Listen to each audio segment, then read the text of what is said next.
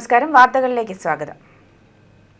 വെച്ചൂച്ചിറയിൽ അലഞ്ഞുതിരിയുന്ന തെരുവ് നായ്ക്കളെ പിടികൂടി വാക്സിനേഷൻ നൽകാൻ തീരുമാനം. ഗ്രാമപഞ്ചായത്ത് ഹാളിൽ പ്രസിഡന്റ് EV വർക്കിയുടെ അധ്യക്ഷതയിൽ ചേർന്ന യോഗത്തിൽ പ്രമോദ് നാരായൺ MLA ഇക്കാര്യം അറിയിച്ചു. തെരുവ് നായ്ക്കളെ പിടികൂടുന്നതിന് പരിശീലനം ലഭിച്ചവരെ കണ്ടെത്തുന്നതിന് വെറ്റിനറി സർജനെ യോഗം ചുമതലപ്പെടുത്തി.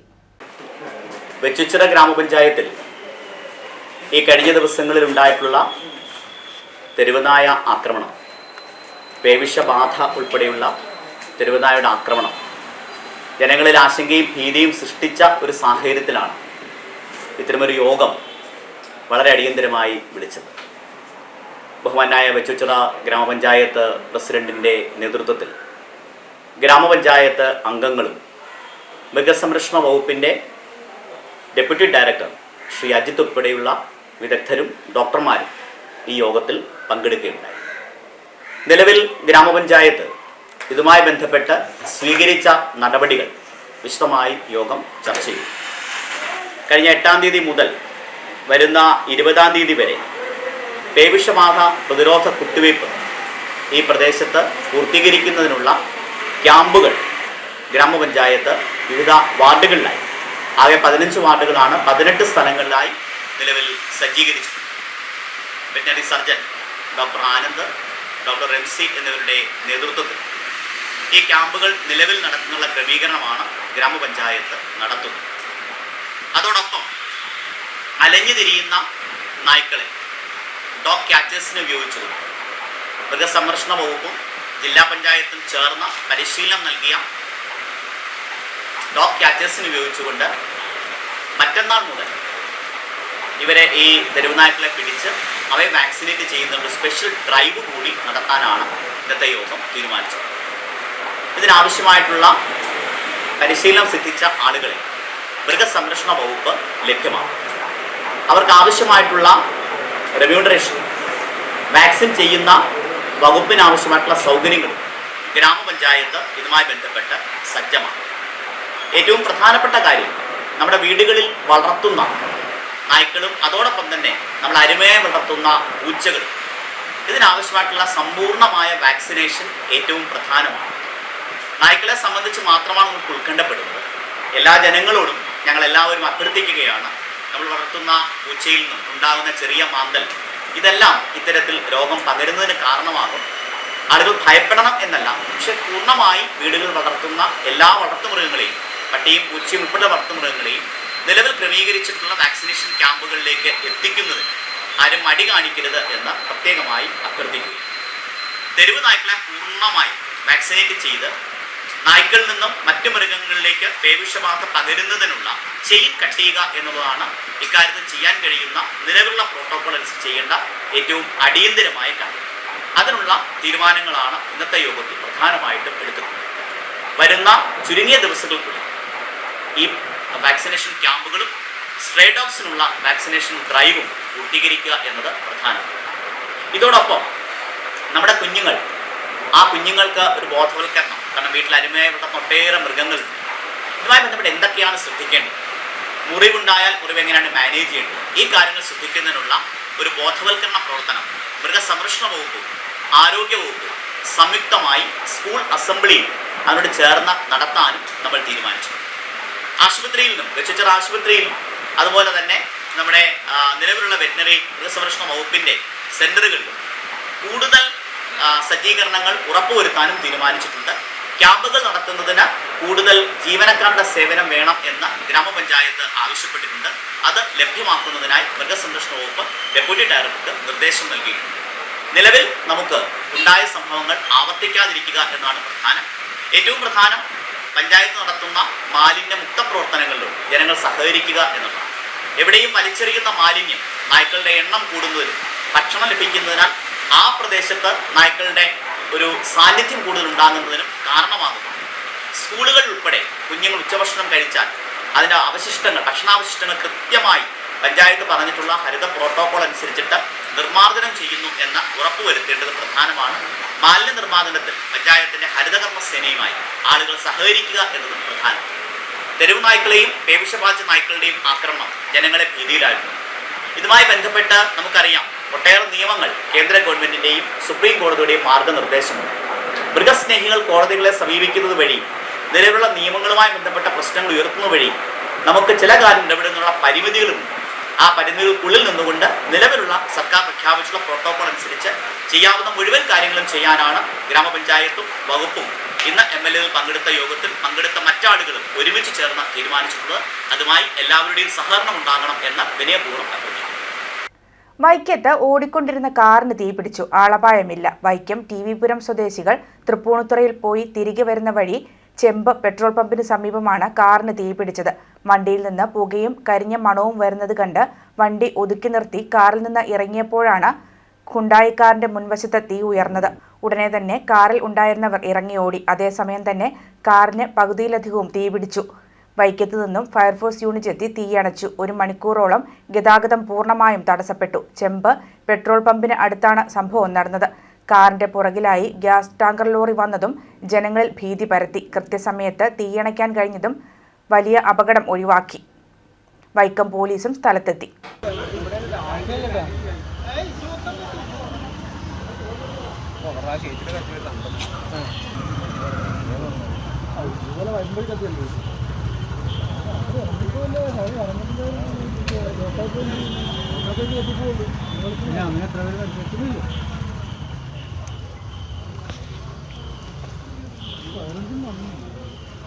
ഞാൻ ബസ്സിൽ വിളിക്കും. ഞാൻ ഇവിടെ അപ്പഴേ വിളിക്കും. അത് വരണ്ടേ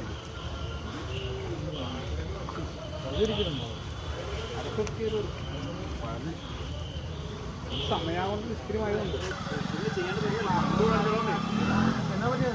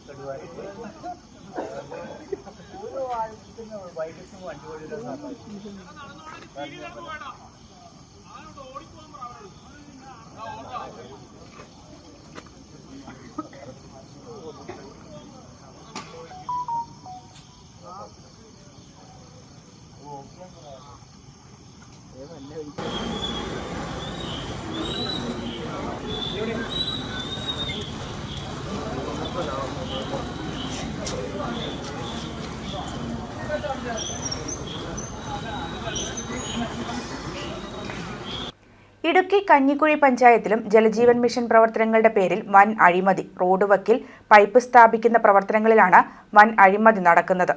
വേണ്ടത്ര ആഴത്തിൽ പൈപ്പുകൾ സ്ഥാപിക്കാതെയും ഡ്രഞ്ച് വെട്ടിയ ഭാഗത്ത് കോൺക്രീറ്റ് ചെയ്യുന്നതിലും കരാറുകാരൻ മാനദണ്ഡങ്ങൾ പാലിക്കാത്തപ്പോഴും ജലസേചന വകുപ്പ് അധികൃതർ തിരിഞ്ഞു നോക്കുന്നില്ലെന്നാണ് നാട്ടുകാരുടെ പരാതി. കേന്ദ്ര സംസ്ഥാന സർക്കാരുകൾ സംയുക്തമായി നടപ്പിലാക്കുന്ന ജൽജീവൻ മിഷൻ ശുദ്ധജല വിതരണ പദ്ധതിയുടെ നടത്തിപ്പിൽ ജില്ലയിൽ ആകമാനം വ്യാപകമായ ക്രമക്കേടുകളാണ് ഉയരുന്നത്. പൈപ്പ് സ്ഥാപിക്കുന്നത് ഉൾപ്പെടെയുള്ള നിർമ്മാണ പ്രവർത്തനങ്ങൾക്ക് മേൽനോട്ടം വഹിക്കാൻ ജലവിഭവ വകുപ്പിന്റെ ബന്ധപ്പെട്ട ഉദ്യോഗസ്ഥർ ആരും എത്താറില്ല. റോഡിൽ വേണ്ടത്ര ആഴത്തിൽ ട്രെഞ്ച് സ്ഥാപിക്കാറില്ലെന്നതാണ് മറ്റൊരു വിഷയം. 1 മീറ്റർ ആഴത്തിൽ പ്രധാന പൈപ്പുകൾ ഇടണമെന്നും റോഡ് മുറിച്ച് സ്ഥാപിക്കുന്ന വിതരണ പൈപ്പുകൾ 2 അടി ആഴത്തിൽ സ്ഥാപിക്കണമെന്നും വ്യവസ്ഥയുണ്ട്. റോഡ് പൊളിച്ച ഭാഗങ്ങൾ 15 സെന്റിമീറ്റർ കനത്തിൽ കോൺക്രീറ്റ് ചെയ്ത് ഉറപ്പുവരുത്തണം. കഞ്ഞിക്കുഴി പഞ്ചായത്തിൽ വാകച്ചുവട് മേഖലയിൽ നടക്കുന്ന പണികളിൽ വ്യാപക ക്രമക്കേട് ഉന്നയിച്ച് നാട്ടുകാർ രംഗത്ത് വന്നിരിക്കുകയാണ്. കഞ്ഞിക്കുഴി പഞ്ചായത്തിൽ കഞ്ഞിക്കുഴിയിൽ നിന്നും അമ്പലക്കോലേക്കുള്ള റോഡ് വാട്ടർ അതോറിറ്റിയുടെ വെള്ളത്തിന് വേണ്ടി കണക്ഷൻ കൊടുക്കുന്ന കുറച്ച് പൈപ്പുകളാണ് ഇട്ടുകൊണ്ടിരിക്കുന്നത്. അപ്പോൾ ഓരോ വീടുകളിലേക്കും റോഡ് മുറിച്ച് കടത്തി പൈപ്പ് കണക്ട് ചെയ്യുന്നുണ്ട്. അത് ചുമ്മാ മണ്ണിൻ്റെ മുകളിൽ കൂടെ കോൺക്രീറ്റ് എന്ന് പറയാനില്ല, ഇതുപോലെയുള്ള ഈ പാറപ്പൊടി കൊണ്ടുവന്നിട്ട് ആണ് ചെയ്യുന്നത്. അത് 1 സെൻറ്റിമീറ്റർ കനം പോലുമില്ല. കാരണം ഒരു 100 വീട്ടിലേക്ക് മുറിച്ച് കടത്തി കഴിയുമ്പം മഴക്കാലം വന്നു കഴിഞ്ഞാൽ ഈ റോഡ് കുളമായി പോകും.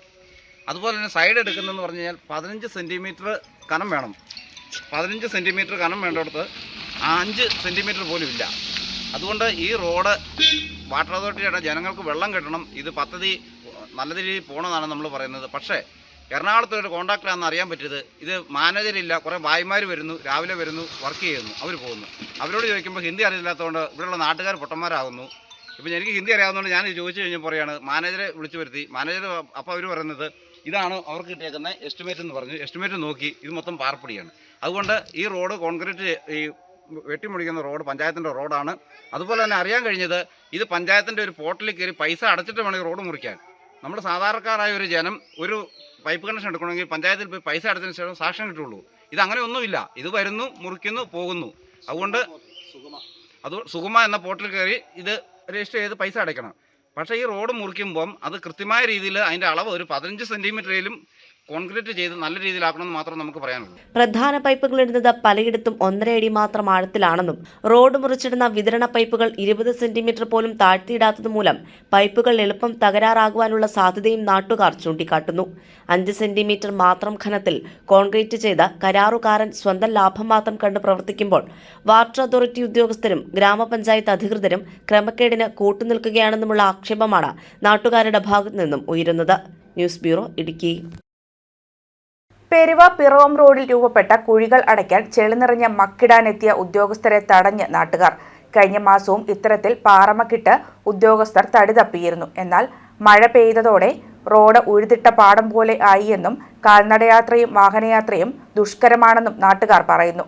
മഴ ശക്തമായതോടെ കല്ലും മണ്ണും ഒഴുകി വീണ്ടും കുഴി രൂപപ്പെട്ട നിലയിലാണ്. ഇതിൽ പ്രതിഷേധം ഉയർന്ന സാഹചര്യത്തിലാണ് വീണ്ടും കുഴിയടയ്ക്കാൻ ഉദ്യോഗസ്ഥർ എത്തിയത്.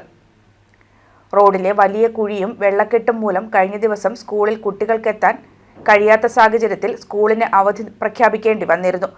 പെരുവാമൂഴി റോഡിൽ റീബിൽഡ് കേരളയിൽപ്പെടുത്തി 21.4 കിലോമീറ്റർ റോഡാണ് സഞ്ചാരയോഗ്യമല്ലാതായിരിക്കുന്നത്. എന്നാൽ ഫണ്ട് കിട്ടിയില്ല എന്നാണ് ഉദ്യോഗസ്ഥരുടെ വാദം. പെരുവ ടൗണിൽ നിന്ന് ഒരു 500 മീറ്റർ മാത്രം ദൂരമുള്ള ഈ പെരുവ പർവൻ റോഡ് അപകടകരമായ അവസ്ഥയിലായിട്ട് മാസങ്ങളാകുക. അധികാരികളോ ഉദ്യോഗസ്ഥരോ ഇത് കണ്ടതായി പോലും നടിക്കാതെ ആൾക്കാർ ഉരുണ്ടു വീഴുന്നു, കാറുകൾ കാനയെ പോകുന്നു, സ്കൂട്ടർ മറിഞ്ഞു വീഴുന്നു. ഒരു മഴയുണ്ടായാൽ വെള്ളം നിറഞ്ഞ് റോഡ് നിറഞ്ഞ് സ്കൂളിന് അവധി കൊടുക്കുന്ന ഒരു ഗതികേടുണ്ടായിട്ട് പോലും നമ്മുടെ ഭരണകർത്താക്കൾക്ക് ഇതൊന്നും ഒരു വിഷയമായി തോന്നിയിട്ടില്ല. 2 ആഴ്ച മുമ്പ് എവിടുന്ന് കുറേ ചെളി കൊണ്ടുവന്ന് കുഴിക്കകത്തിട്ടു. മഴയ്ക്കകത്ത് കണ്ടം പൂട്ടിയ പോലെ ചെളിയായിരുന്നു. വെയിൽ വന്നപ്പോൾ പറന്ന് ഈ കടകളക്കാർക്ക് ഇരിക്കാൻ മേലുണ്ടായി. 32 കോടി രൂപ നിജസ്ഥിതി ഇത് പറഞ്ഞ ഇത് ആർക്കെയും റീബിൽഡ് കേരളയിൽ പെടുത്തി കിട്ടിയ വർക്കാണ്. കുമരകം നെടുമ്പാശ്ശേരി റോഡ് പെരുവ മുതൽ പെരുവമൊഴി വരെ 21.4 കിലോമീറ്റർ ഇതിൻ്റെ നീളം. അത് കൺസ്ട്രക്ഷൻ ആയിരുന്നു അതിൻ്റെ കോൺട്രാക്ടർ. അവർ സ്ലോ പ്രോഗ്രസ് പോലെ കഴിഞ്ഞ മെയ് മാസത്തിൽ 2024 മെയ്യിൽ അത് ടെർമിനേറ്റ് ആയിട്ടു. ബാലൻസ് വർക്ക് ടെൻഡർ ഇപ്പോൾ ആയിട്ടുണ്ട്. സെപ്റ്റംബർ 15 ഓപ്പണിംഗ് ആണ്. അപ്പോൾ ഈ മറ്റേ വർക്കിന് സാങ്ഷൻ കിട്ടിയതുകൊണ്ട് നമ്മൾ ഇതിന് പാച്ച് വർക്കിന് എസ്റ്റിമേറ്റ് കൊടുത്തെങ്കിലും സാങ്ഷൻ കിട്ടിയില്ല. അപ്പോൾ അത്യാവശ്യ കുടികൾ അടയ്ക്കാനും സേഫ്റ്റി ആയിട്ട് കോഷൻ ടേപ്പ് കെട്ടാനൊക്കെ ആയിട്ട് ഇൻട്രസ്റ്റിംഗ് എടുത്ത് ചെയ്യാൻ പറഞ്ഞു. അതനുസരിച്ചിട്ട് നമ്മൾ ഇപ്പം ആദ്യം ഇതിൻ്റെ ഒരു വർക്കുണ്ട് മൂവാറ്റുപുഴ ടൗൺ. അതിൽ നിന്ന് കിട്ടിയ സ്റ്റാരിഫൈഡ് മെറ്റീരിയൽസ് കൊണ്ടുവന്ന് ഇവിടെ മുഴുവൻ കുഴി അടച്ച് വൃത്തിക്ക് ചെയ്ത് പോയതാണ്. പക്ഷേ അത് ശക്തമായ മഴ കാരണം ഇതെല്ലാം പോയി. അപ്പോൾ വീണ്ടും റോഡ് കുളമായതുകൊണ്ട് നമ്മൾ പാറമക്കിടാൻ തീരുമാനിച്ചത്. പക്ഷെ അത്രയും ആഴത്തിലുള്ള കുഴികളായി. അപ്പം മക്കിട്ടാൽ മാത്രമേ അവിടെ നിൽക്കുള്ളൂ.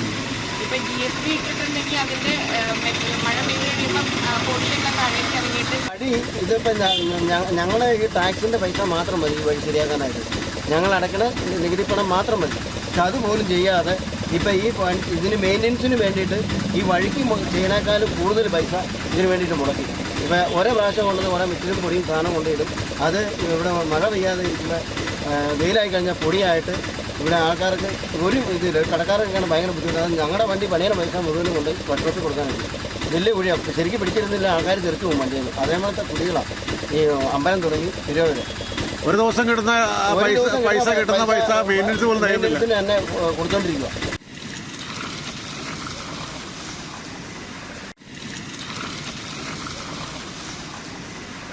വോട്ടർ പട്ടികയിലെ ക്രമക്കേട് ചൂണ്ടിക്കാട്ടി ജനാധിപത്യ സംരക്ഷണത്തിന് വേണ്ടി പോരാട്ടം നടത്തുന്ന രാഹുൽ ഗാന്ധിയെ അറസ്റ്റ് ചെയ്തതിൽ വ്യാപക പ്രതിഷേധം.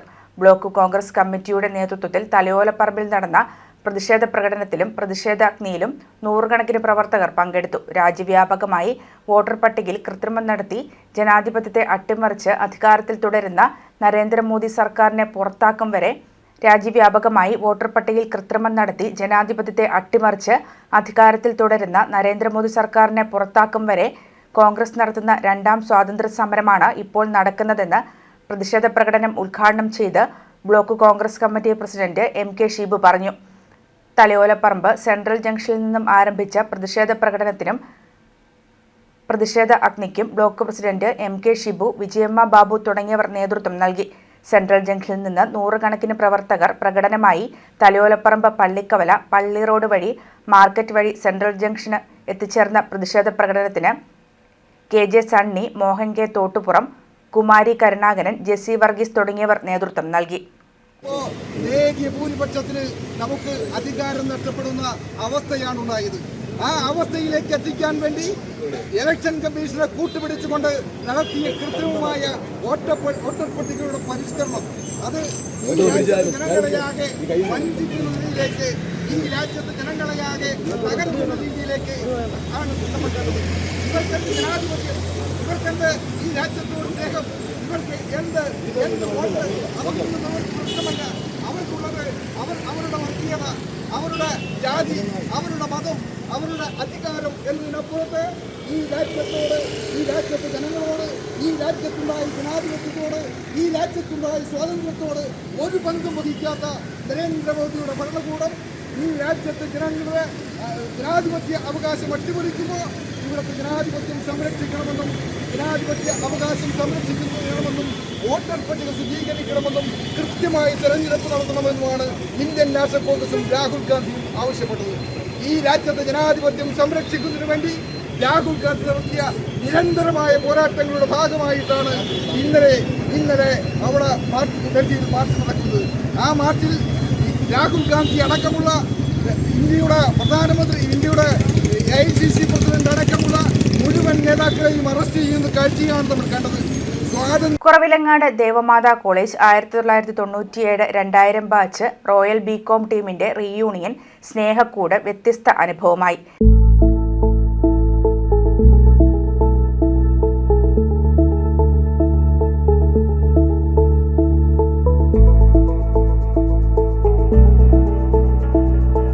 ഏറെ നേരം കലാലയത്തിൽ ചെലവഴിച്ചും സൗഹൃദം പങ്കിട്ടും ഓർമ്മകൾ പങ്കുവച്ചുമാണ് പഴയ വിദ്യാർത്ഥികൾ പിരിഞ്ഞത്. ഗുരുക്കന്മാരുടെ രേഖാചിത്രങ്ങൾ ഗുരുക്കന്മാർക്ക് ദക്ഷിണയായി നൽകി അനുഗ്രഹം വാങ്ങി. James K. ജെയിംസ് അധ്യക്ഷത വഹിച്ചു. മുൻ Mizoram Goa governor advocate PS Sreedharan Pillai ഉദ്ഘാടനം ചെയ്തു. ഗൃഹാതിരത്വം എന്ന് പറഞ്ഞത് ദുഷ്ടാഞ്ചിയ എല്ലാവർക്കും ഉണ്ട്, മലയാളികൾക്ക് ഏറെയാണ്. പല വിദേശ രാജ്യങ്ങളിൽ പോകുമ്പോൾ നമ്മുടെ ഇവിടുത്തെ ഓണമായാലും മറ്റുള്ള ആഘോഷങ്ങളായാലും എല്ലാം ശരിക്കും അതിന്റെ ഒറിജിനൽ രീതിയിൽ സമർപ്പണ ബോധത്തോടെ നടപ്പാക്കുന്നത് വിദേശത്തുള്ള ആളുകളാണ്, അല്ലെ കേരളത്തിന് പുറത്തുള്ളവരാണെന്ന് എൻ്റെ അനുഭവം ഞാനിവിടെ മറച്ചു വെക്കുന്നില്ല.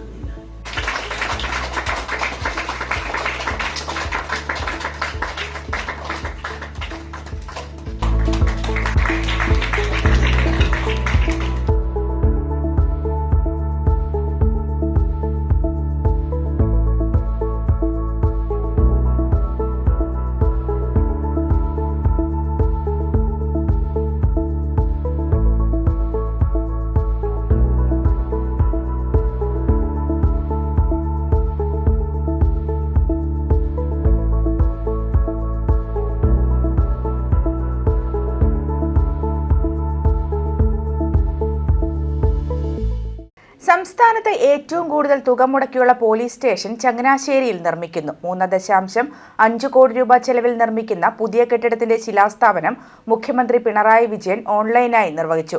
പോലീസ് സ്റ്റേഷനുകളിൽ അടിസ്ഥാന സൗകര്യങ്ങൾ മെച്ചപ്പെടുത്തി മികച്ച തൊഴിലിടങ്ങൾ സൃഷ്ടിക്കുന്നതിൽ സർക്കാർ പ്രത്യേക ശ്രദ്ധയാണ് പുലർത്തുന്നതെന്ന് മുഖ്യമന്ത്രി പറഞ്ഞു. ചങ്ങനാശ്ശേരിയിൽ പോലീസ് സ്റ്റേഷനായി 1113 ചതുരശ്ര മീറ്റർ വിസ്തീർണമുള്ള 2 നില കെട്ടിടമാണ് വിഭാവനം ചെയ്തിരിക്കുന്നത്. ഈ കെട്ടിടത്തിന് താഴത്തെ നിലയുടെ വിസ്തീർണം 462 ചതുരശ്ര മീറ്ററാണ്. താഴത്തെ നിലയിൽ കാത്തിരിപ്പ് കേന്ദ്രം, ഓഫീസ് മുറികൾ, റെക്കോർഡ് റൂം, സ്ത്രീകൾക്കും പുരുഷന്മാർക്കും ട്രാൻസ്ജെൻഡർമാർക്കും പ്രത്യേകം ലോക്കപ്പുകൾ, ശൗചാലയങ്ങൾ, യൂണിഫോം മാറ്റുന്നതിനുള്ള മുറികൾ തുടങ്ങിയവ ഉണ്ടാകും. കെട്ടിടത്തിന്റെ മുകളിലത്തെ നിലയുടെ വിസ്തീർണം 524 ചതുരശ്ര മീറ്ററാണ്. മുകളിലത്തെ നിലയിൽ സമ്മേളന ഹാൾ, തൊണ്ടിമുതൽ മുറി, CPO വിശ്രമമുറി, ASI, GSI ഇവർക്കായുള്ള മുറികൾ, അടുക്കള, സ്റ്റോർ മുറി, ഭക്ഷണശാല, ശൗചാലയ സമുച്ചയം എന്നിവയുണ്ട്. സംസ്ഥാനത്ത് ആദ്യമായിട്ടാണ് 3.5 കോടി രൂപ മുടക്കി ഒരു പോലീസ് സ്റ്റേഷനായി കെട്ടിടം പണിയുന്നത്. പൊതുമരാമത്ത് വകുപ്പ് കെട്ടിട വിഭാഗത്തിനാണ് നിർമ്മാണ ചുമതല. പോലീസ് സ്റ്റേഷന്റെ പുതിയ കെട്ടിടത്തിന്റെ ശിലാസ്ഥാപനം മുഖ്യമന്ത്രി പിണറായി വിജയൻ ഓൺലൈനായി നിർവഹിച്ചു. പോലീസ് സ്റ്റേഷനുകളിൽ അടിസ്ഥാന സൗകര്യങ്ങൾ മെച്ചപ്പെടുത്തി മികച്ച തൊഴിലിടങ്ങൾ സൃഷ്ടിക്കുന്നതിൽ സർക്കാർ പ്രത്യേക ശ്രദ്ധയാണ് പുലർത്തുന്നതെന്ന് മുഖ്യമന്ത്രി പറഞ്ഞു. കുറ്റാന്വേഷണത്തിലും ക്രമസമാധാന പാലനത്തിലും കേരള പോലീസ് ഏറെ മുന്നിലാണെന്നും അദ്ദേഹം പറഞ്ഞു. ഇപ്പോൾ പരാതിയുമായി പോലീസ് സ്റ്റേഷനിലെത്തുന്നവർക്ക് നല്ല അനുഭവങ്ങളാണ് പൊതുവെയുള്ളത്.